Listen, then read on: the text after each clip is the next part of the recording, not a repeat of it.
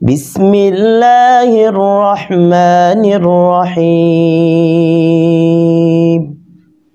والعصر إن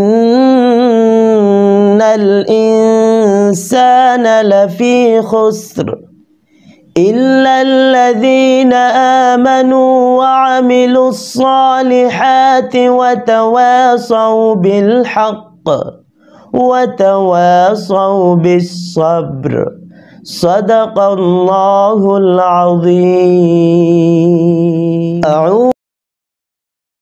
আসসালামু আলাইকুম। নেক আমল করতে চান? কিছু আমল এমন আছে যেগুলো করতে খুব বেশি সময়ের প্রয়োজন হয় না, অনেক জ্ঞানের অধিকারীও হতে হয় না। কিছু এগুলোর ফজিলত অনেক বেশি, যেগুলো বান্দার আমলনামাকে ভারী করে।